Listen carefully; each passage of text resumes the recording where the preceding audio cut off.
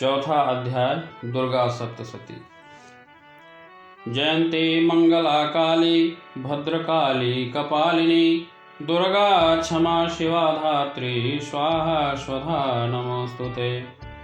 इंद्रादि देवताओं द्वारा देवी की स्तुति।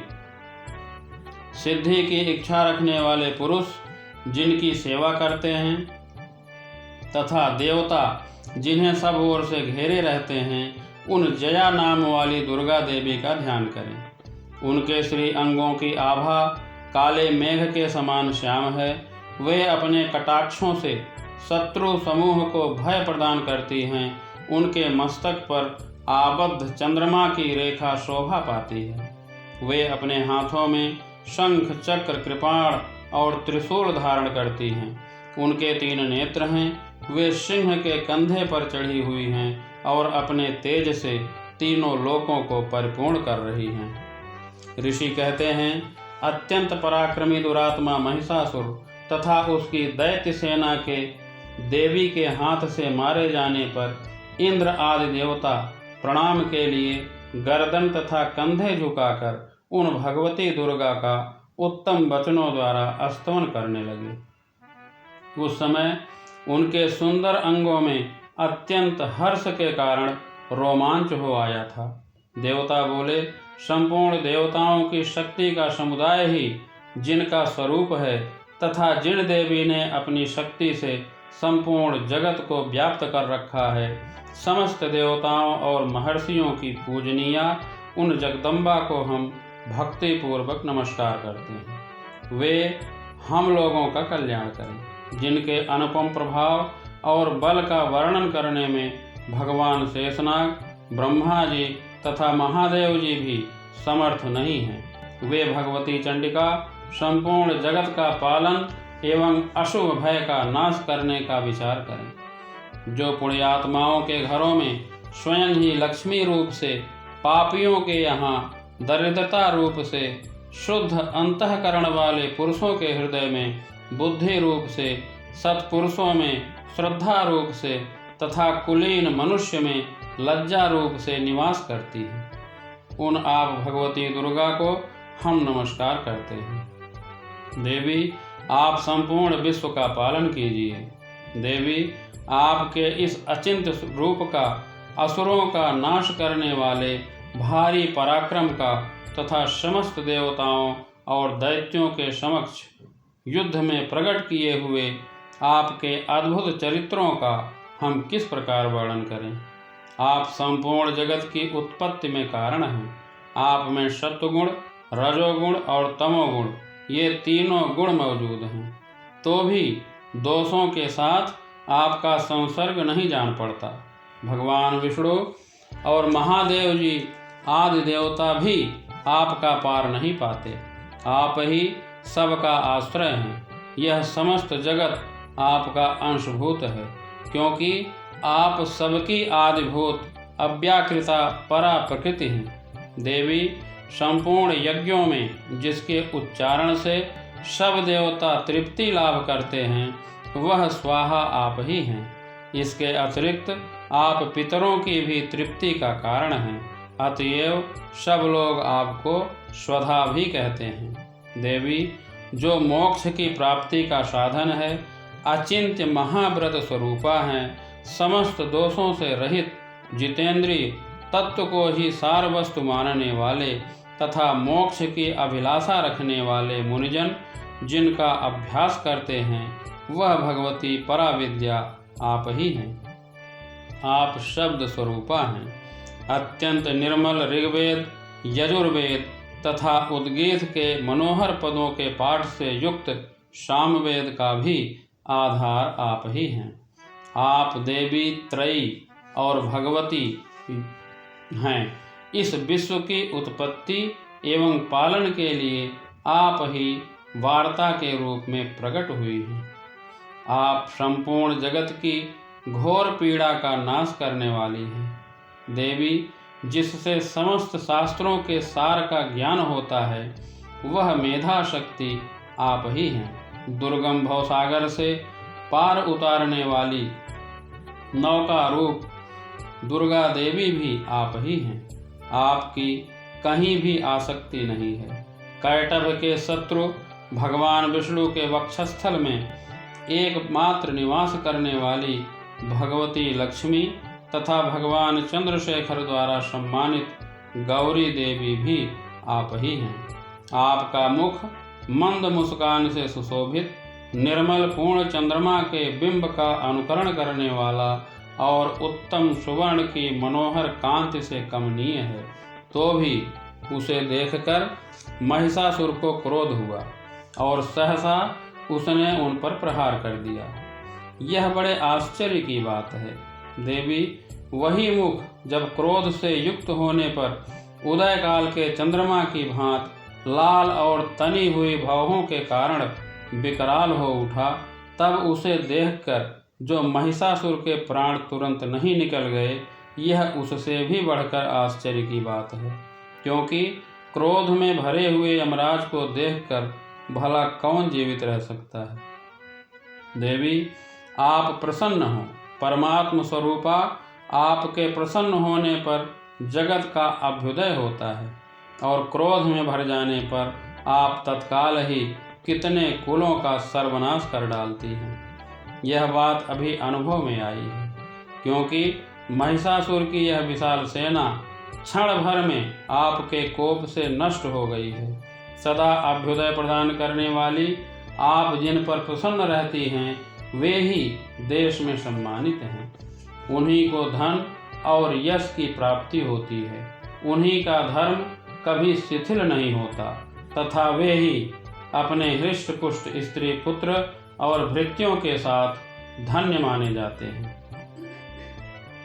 देवी, आपकी ही कृपा से पुण्यात्मा पुरुष प्रतिदिन अत्यंत श्रद्धापूर्वक सदा सब प्रकार के धर्मानुकूल कर्म करता है और उसके प्रभाव से स्वर्गलोक में जाता है। इसलिए आप तीनों लोकों में निश्चय ही मनोवांछित फल देने वाली हैं।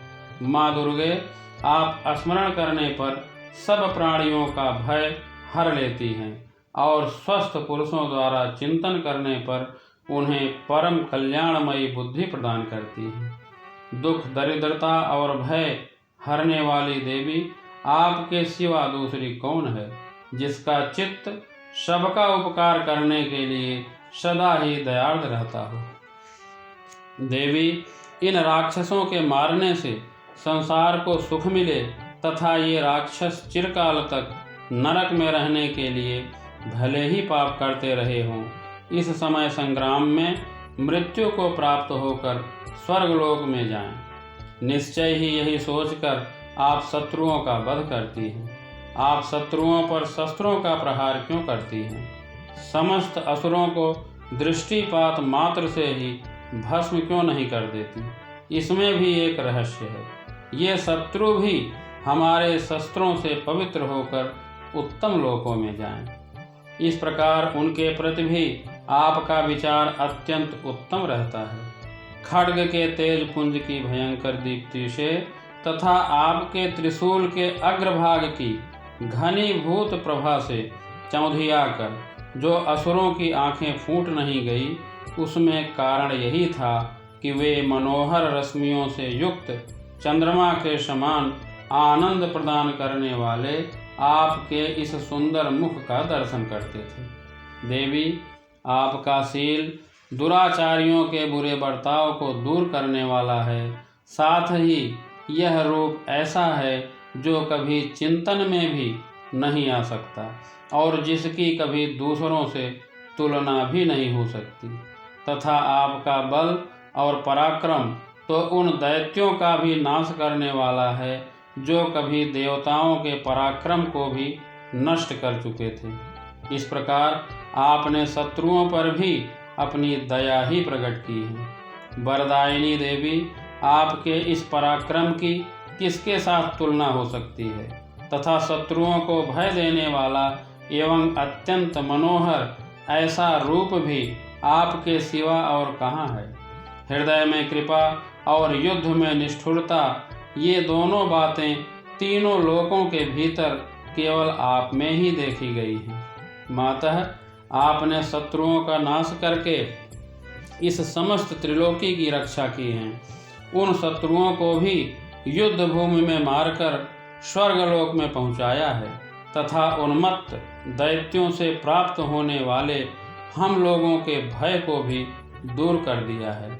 आपको हमारा नमस्कार है। देवी, आप शूल से हमारी रक्षा करें। अंबिके, आप खड्ग से भी हमारी रक्षा करें तथा घंटा की ध्वनि और धनुष की टंकार से भी हम लोगों की रक्षा करें।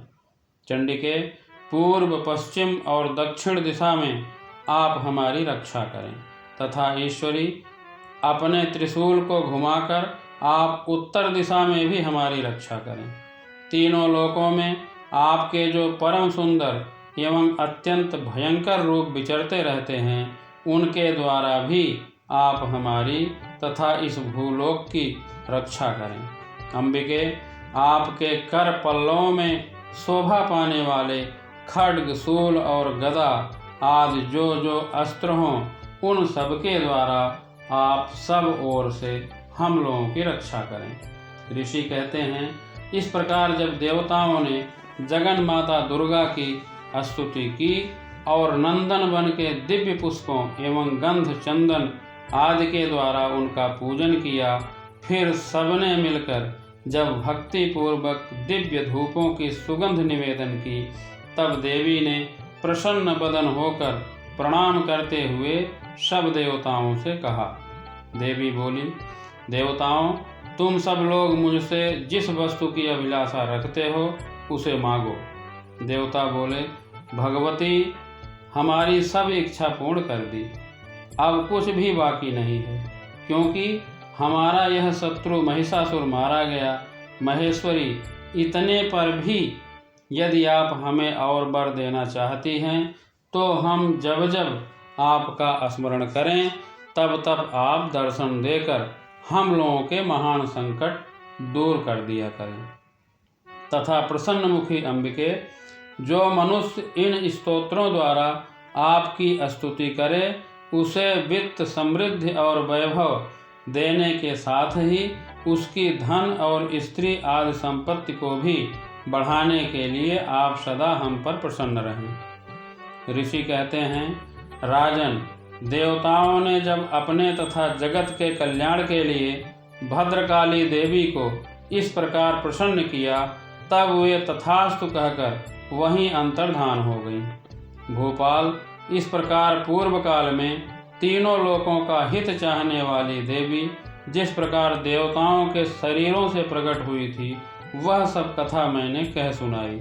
अब पुनः देवताओं का उपकार करने वाली वे देवी दुष्ट दैत्यों तथा शुंभ निशुंभ का वध करने एवं सब लोकों की रक्षा करने के लिए गौरी देवी के शरीर से जिस प्रकार प्रकट हुई थी, वह सब प्रसंग मेरे मुंह से सुनो, मैं उसका तुमसे यथावत वर्णन करता हूँ। इस प्रकार श्री मार्कंडेय पुराण में सावर्णिक मनवंतर की कथा के अंतर्गत देवी महात्म्य में शक्रादि स्तुति नामक चौथा अध्याय पूरा हुआ। जय माता दी।